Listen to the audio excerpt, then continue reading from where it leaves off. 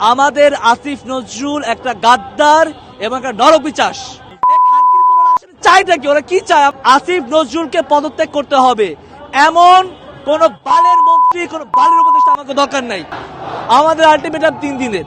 তেজগাঁওতে একটা ছেলে মায়ের খেয়ে মরে গেছে, ককটেল ফাইটে একটা ছেলে মারা গেছে, বাপের কষ্টের ছেলে, আমরা তার নামটাও জানি না, বাপে কান্দে, অথচ কেউ জানে তার নাম? জানে? জিজ্ঞেস করে না আশেপাশে কেউ তার নাম জানে না, তার ব্যাপারে কোনো নিউজ নাই।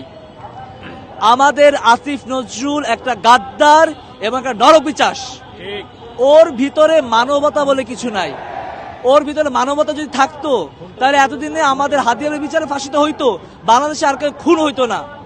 আপনি কল্পনা করেন, ঢাকার রাস্তায় আইসা আমাদের ভাইরে গুলি করে মেরে নেওয়া যায়। দৃঢ় বন্ধনের আস্থায় শক্তিশালী স্টিলের আরেকটি নাম জেডএসআরএম।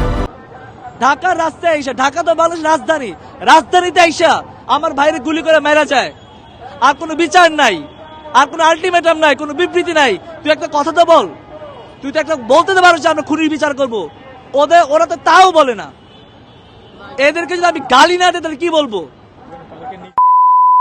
চাইটা কি, ওরা কি চায়? আমার দেশ বেচে দিব? আমি বলতে চাই, কালকে ঠিকই ওরা লোক পাঠাইছে, কারে পাঠাইছে? মহিলাকে পাঠাইছে, ঠিক আছে। পুরুষের কি হয়েছে? পুরুষের ইয়া নাই, হ্যারাম নাই যে আসবো আইসা আমাদের সাথে কথা বলবো।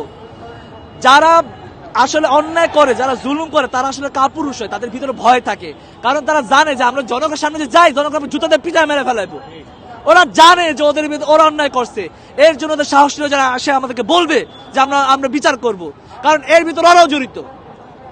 আসিফ নজরুলকে পদত্যাগ করতে হবে, এমন কোন বালের মন্ত্রী, কোন বালের উপদেষ্টা আমাকে দরকার নাই, যে আমার দেশের ভাইরে মারে, আমার দেশের বোনরে মারে, আমার দেশের বাচ্চারে মারে, কিন্তু বিচার করতে পারে না। আমরা কিসের উপদেষ্টা বানাইছি? হ্যাঁ ভাই দেখেন, ওই শুভঙ্করের ফাঁকি, খালি তো তবলা বাজে বেশি, একটা কথা না, খালি কোষে বাজে বেশি, ঠিক আছে। এরা মুখে বলে যাবে, জীবনে কিছু করতে পারবে না। এদের সেই সামর্থ্য নাই, কারণ দিন শেষে দেখা যাবে এরাও সে হত্যার সাথে জড়িত থাকে, সে অপরাধের সাথে জড়িত থাকে। আমি স্পষ্টভাবে বলতে চাই, আমি স্পষ্টভাবে আবারও বলতে চাই, আসিফ নজরুল, তোমার সেই সামর্থ্য নাই যে তুমি বিচার করবা। আমরা জানি তোমার হেরাম কতটুকু, তোমার সামর্থ্য কতটুকু আমরা জানি। এই কয়েকদিন তুমি খুব ভালো করে দেখাই দিচ্ছ যে আমার ভাইরে মারার পরেও, আমরা এত আন্দোলন করার পরেও তোমরা আসলে তোমাদের ভিতর থেকে কোনো আসলে বিবেক বোধ আসে নাই, কারণ তোমাদের বিবেকই নাই। তোমাদেরকে স্পষ্ট বলতে চাই, পদত্যাগ করো, সুন্দর করে চলে যাও, কিন্তু বিচারটা কইরা যাবা। তোমরা যদি বিচার না করো তাহলে তোমাদের বিচার আমরা করবো ইনশাল্লাহ। ওদের 30 দিন না, আমরা 3 দিন দিলাম। আমাদের আলটিমেটাম 3 দিনের। তোমরা 30 দিন কি, তোমরা 90 দিন কি? তোমরা ক্ষমতা থাকবা 30 দিন, তোমরা 90 দিনে কিসে আলটিমেটাম দাও? ফাজলামি পাইছো? হ্যাঁ, দুনিয়া কি ফাজলামিতে চলো মনে করছো? আমরা কিছু বুঝি না, আমরা দুধ তুলসী পাতা, আমরা দুধ খেয়ে বড় হইছি, আমরা কিছু বুঝি না।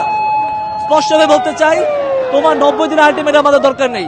তোমরা স্পষ্টভাবে বিবৃতি দিবা, খুনিরা কোথায় আছে সেটা বলবা, এবং আইসা বলবা যে আমরা বিচার করব। এই কথাটা না বলা পর্যন্ত তোমাদেরকে আমরা ছাড়তেছি না। তোমরা বিচারের কথা বলে যাবা।